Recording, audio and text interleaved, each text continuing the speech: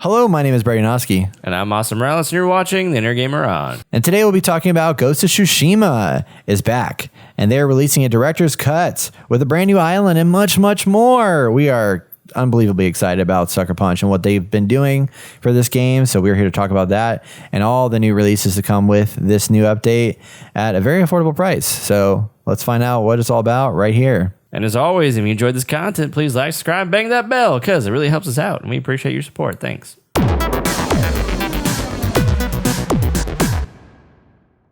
Anyway, something I am going to go back to, though. Man, so again, PlayStation, freaking ballers. Not only that, but their people that they made, there's their studios, ballers, all right? So we got a PlayStation blog post announcement that our friends over at Guerrilla Games have announced a director's cut for Ghost of Tsushima.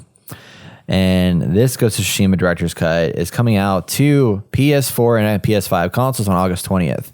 Now, mind you, when the new PlayStation 5 came out, you were playing a PS4 version.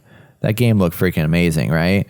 Well, it wasn't as good as it could look because now the PS5 version is coming out. Damn it, Brett. And the PS5 version is going to have improved visuals. It's going to have haptic triggers and stuff integrated into it.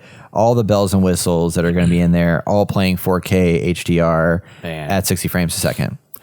In addition to that, they've announced that they're going to introduce a new chapter to this game in the director's cut.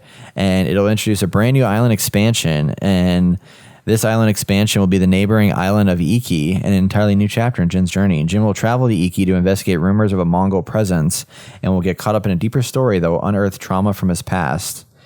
They will also they want to share more about the story of Iki soon, so they haven't given us everything yet, but they will share more of that.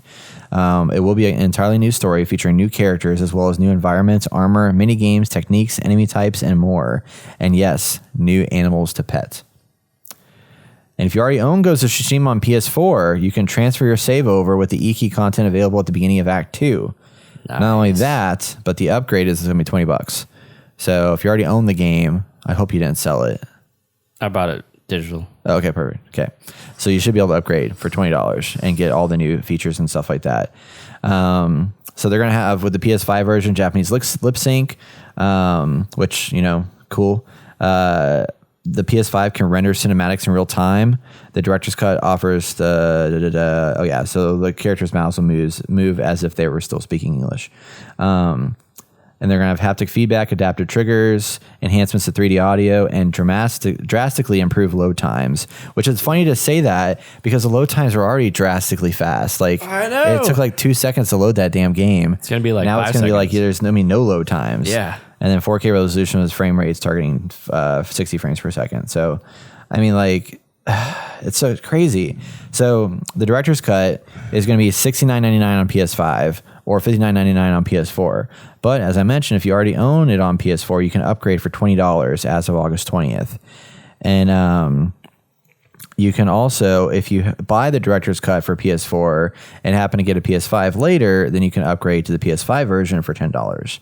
So basically, they're just only making you pay for what you don't already have, which is very cool. So you're not having to buy a whole new game, which honestly, if they brought out the director's cut at $60 and said you had to buy the $60 game, I probably would have bought the $60 game again because this game was amazing.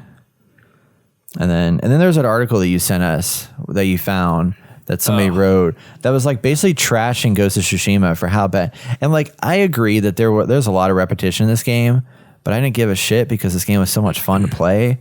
Just like slashing, slicing, dicing, and stuff like that.